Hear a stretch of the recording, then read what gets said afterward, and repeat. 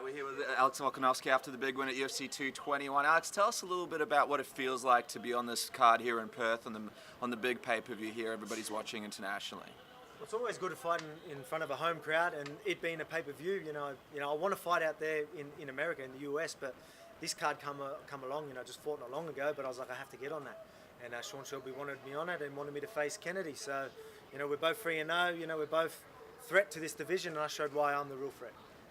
Alex, you mentioned during the week you were so confident leading up to the week that you were going to stop him and finish him. He was a 6-0 goal. What made you so confident that this fight was going to be a finished fight? Look, I believe I can just finish anyone in the division. Well, this one I was prepared. I was actually thinking that he might take me down a couple of times. I always prepare for the worst. So I thought his game is, grinding, take people down very strong. A lot of people don't want to fight him because of that. So I was prepared to stand up and knock him out on his feet because I know he's a bit hesitant on the feet.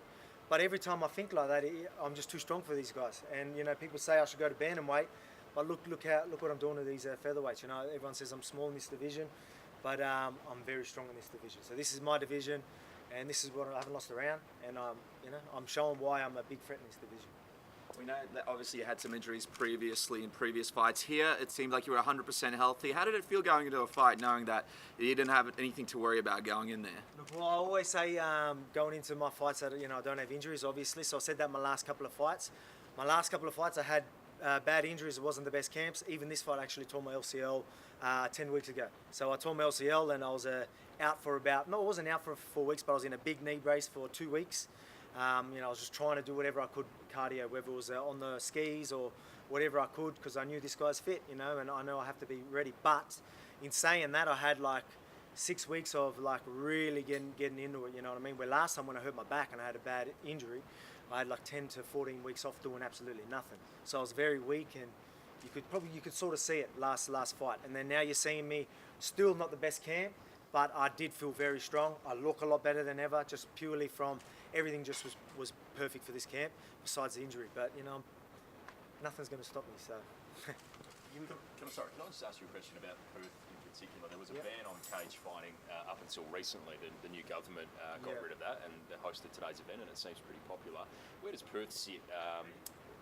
How's it viewed by the UFC, given that we've just recently made that change and welcomed the sport? How's it viewed?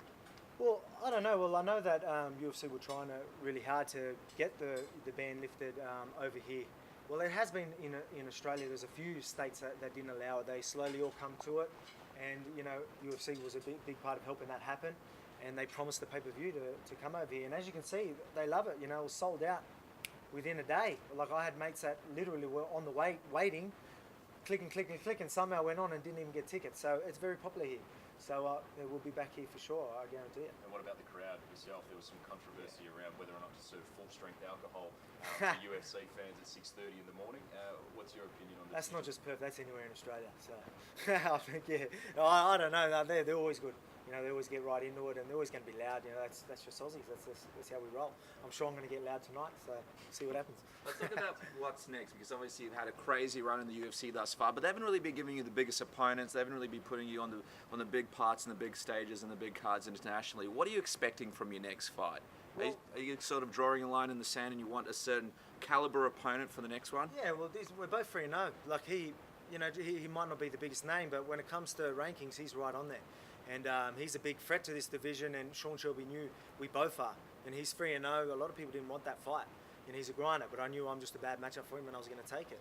So I'm just, you know what I mean? I want a big name purely so everyone knows who I'm fighting. Get a lot of people recognising what's happening, and then that'll shoot me through the ranks. But at the end of the day, I'm taking out everyone. I'm winning every round, and I need one of these top dogs if they want to challenge me. How many fights away do you think you are from a title shot? Well, 4-0 in the UFC, and I like to fight regularly, so I want another 3 fights this year. So, if you're 7-0 in the UFC, there's a good chance you're ready for a title, so it could happen early next year. And, there's injuries, and nowadays there's injury every bloody main event. So I'll stay ready all year. 4-0 in the UFC, get another big win. If there's a featherweight title on the line, I'm going to be preparing and being ready for it.